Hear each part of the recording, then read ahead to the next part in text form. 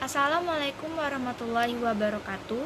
Perkenalkan, nama saya Nurul Fatimatuz Zahra dengan NIM C0E024013, Prodi Keuangan Daerah, kelas R001, Fakultas Ekonomi dan Bisnis dengan dosen pengampu Bapak Dr.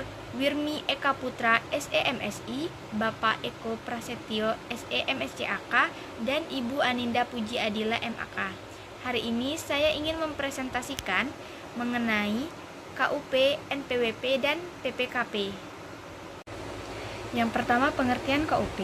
KUP atau Ketentuan Umum dan Tata Cara Perpajakan merupakan aturan hukum yang mengatur hak dan kewajiban antara wajib pajak dan fiskus sebagai petugas pajak atau otoritas pajak.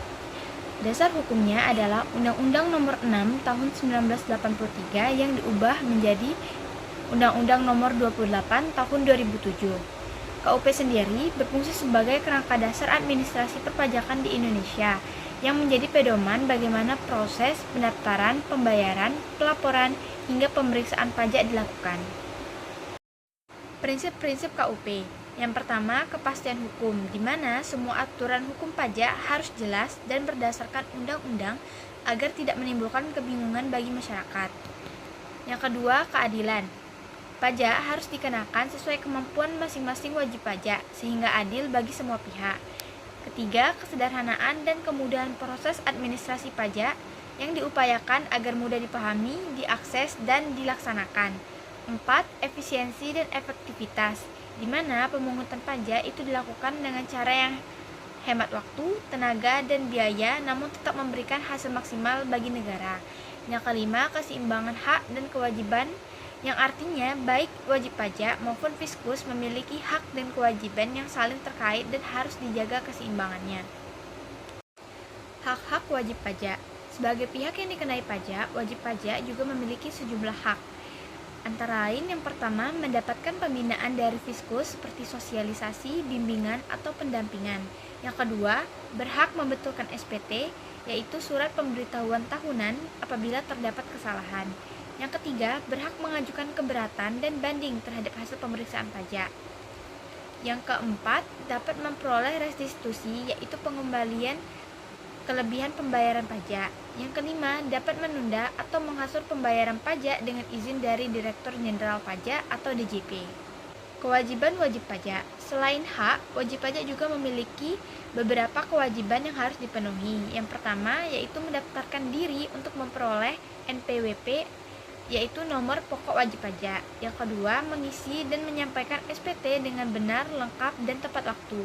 Yang ketiga, membayar atau menyetor pajak sesuai dengan peraturan. Yang keempat, membuat pembukuan atau pencatatan keuangan.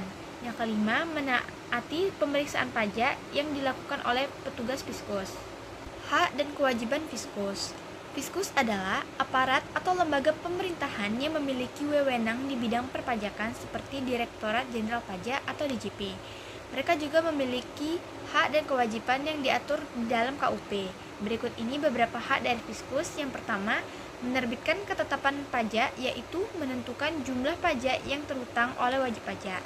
Yang kedua, melakukan pemeriksaan untuk menilai kebenaran laporan pajak wajib pajak.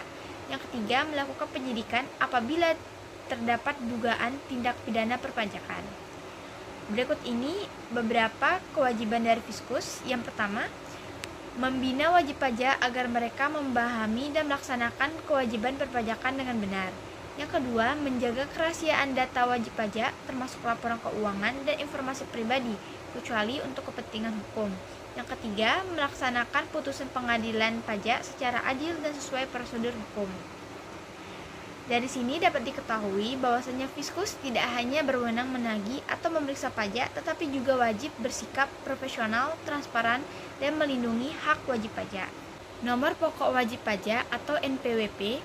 NPWP adalah nomor identitas resmi bagi setiap wajib pajak yang fungsinya sebagai sarana administrasi perpajakan, alat pengawasan, serta syarat administratif untuk berbagai layanan publik. Berikut ini beberapa manfaat NPWP. Yang pertama, sebagai tanda pengenal dalam sistem pajak. Yang kedua, sebagai syarat pengajuan pekerjaan, kredit, atau izin usaha. Yang ketiga, sebagai alat pengawasan oleh pemerintah atau kepatuhan pajak. Nomor pengukuhan pengusaha kena pajak atau NPPKP.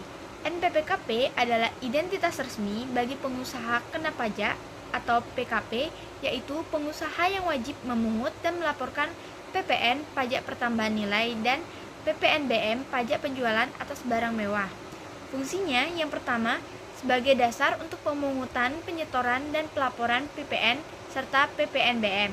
Yang kedua, menjadi dasar penerbitan faktur pajak. Yang ketiga, berfungsi sebagai alat pengawasan Fiskus terhadap aktivitas usaha. Dari semua pembahasan tadi, kesimpulannya ialah ketentuan umum dan tata cara perpajakan atau KUP merupakan landasan utama sistem perpajakan nasional yang mengatur hubungan timbal balik antara wajib pajak dan Fiskus secara adil, transparan, dan berdasarkan asas kepastian hukum. Melalui prinsip-prinsip seperti keadilan, kesederhanaan, efisiensi, serta keseimbangan hak dan kewajiban, KUP memperkuat pelaksanaan sistem self-assessment yang menuntut tanggung jawab dan kemandirian wajib pajak. Pemahaman yang baik terhadap hak dan kewajiban kedua belah pihak ini sangat penting agar administrasi perpajakan berjalan tertib, akuntabel. Fiskus wajib memberikan pelayanan dan pembinaan secara profesional sehingga wajib pajak melaksanakan kewajiban dengan jujur dan tepat waktu. NPWP dan NPPKP berperan penting sebagai identitas hukum dan alat administrasi yang menjamin ketertiban pelaksanaan kewajiban perpajakan. Dengan demikian, KUP, NPWP, dan NPPKP secara bersama-sama memperkuat sistem perpajakan Indonesia yang berkeadilan, transparan, dan mendukung peningkatan penerimaan negara. Sekian dari saya, terima kasih. Wassalamualaikum warahmatullahi wabarakatuh.